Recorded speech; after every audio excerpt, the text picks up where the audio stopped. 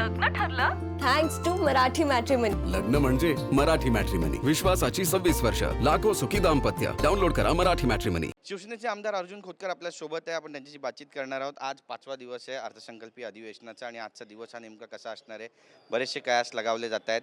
काय म्हणाल तुम्ही? अर्थात आता अधिवेशन अत्यंत चांगल्या पद्धतीनं कामकाज खूप चांगलं या ठिकाणी होऊ लागलेलं आहे. सर्व सन्मानित सदस्यांना बोलण्याची संधी मिळते, आपापल्या भागातले प्रश्न मांडण्याची संधी या ठिकाणी मिळू लागलेली. त्यामुळं अधिवेशनामध्ये कुठेही गडबड नाही, अत्यंत चांगल्या स्थितीमध्ये अधिवेशन चालू आहे. दादांच्या अपघाताला आता 1 महिना पूर्ण झालेला आहे आणि आजचीच तारीख होती ज्यावेळी दादांचं अपघाती निधन झालं होतं. अजूनही त्या धक्क्यातून महाराष्ट्र बाहेर पडू शकला नाही, आमदार बाहेर पडू शकले नाही. वाईट दिवस आहे तो. आठवण जरी सारी झाली त्याची तर निश्चितपणे खूप दुःख होतं या गोष्टीचं. दादासारखा माणूस विसरता येणं महाराष्ट्राला अशक्य आहे, विसरू शकत नाही अशा प्रकारची गोष्ट. 1 महिना झाला दादाला, पण वाटत नाही आजही आमच्यात आहेत असं वाटतं. बरेचसे प्रश्नचिन्ह आता उपस्थित केले जात आहेत. राज ठाकरे म्हणतात की ते धोक्यानं गेलेत की धोक्यानं गेले हे स्पष्ट करायला पाहिजे. आणखी बरेच लोक आहेत जे याबद्दल शंका कुशंका व्यक्त करतात. सरकारची जबाबदारी वाढते. 100% आहेच ना जबाबदारी सरकारची, क्योंकि लोकांच्या मनामध्ये प्रश्न असेल, लोकांच्या मनामध्ये संभ्रम असेल तर याचं उत्तर देणं निश्चितपणे आमची जबाबदारी सरकार म्हणून. आणि माननीय मुख्यमंत्री स्वतः त्यामध्ये बोलतात, माननीय उपमुख्यमंत्री त्यामध्ये बोलतात. कालच माननीय रोहितदादांनी मुख्यमंत्री महोदयांची भेट घेतली, आज शिंदेसाहेबांची भेट घेणार आहे.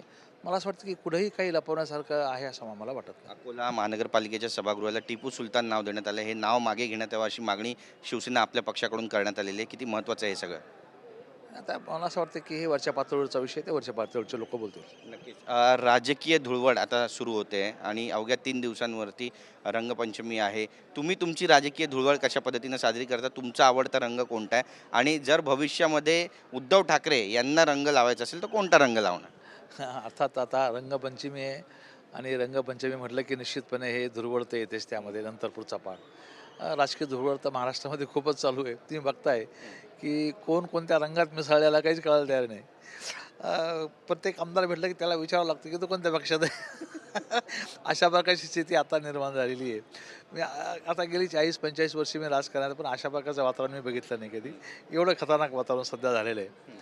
त्यामुळं सगळे रंग एकमेकांना लागलेत, सगळ्या पक्षाचे रंग एकमेकांचे रंग एकमेकांना लागलेत. म्हणजे रंगुनी रंगात माझा रंग माझा वेगळा असं बोललं जातं. असा कोणी वेगळा दिसतोय? नाही, तसं म्हणायला ठीक आहे, पण तो सर्व एकाच रंगात नाहलेलं आहे सध्या आता काय.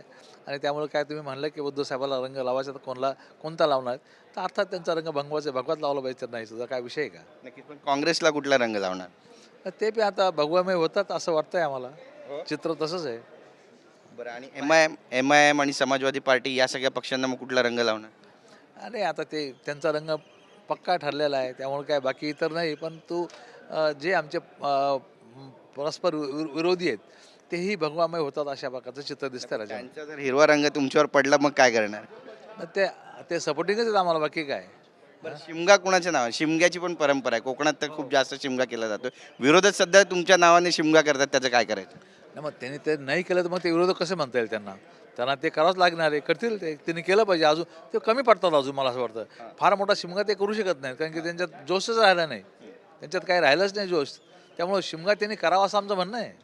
नक्कीच. आपण पाहतो की होळिका मातेला एक माळ पण चढवली जाते, साखरेची माळ असते ती. आणि ही जर साखरेची माळ चढवायची असेल तर कोणत्या पक्षाकडून ती चढवायला हवी असं तुम्हाला वाटतं?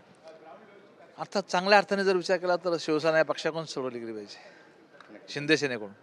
आमच्याशी बातचीत केल्याबद्दल. तर आपण पाहतो आपली भूमिका या ठिकाणी मांडलेली आहे. कॅमेरा पर्सन सिद्धेश नाईकसह गिरीश गायकवाड, TV9 मराठी, मुंबई. लग्न ठरलं थँक्स टू मराठी मॅट्रिमनी. लग्न म्हणजे मराठी मॅट्रिमनी. विश्वासाची 26 वर्ष. लाखो सुखी दाम्पत्य. डाउनलोड करा मराठी मॅट्रिमनी.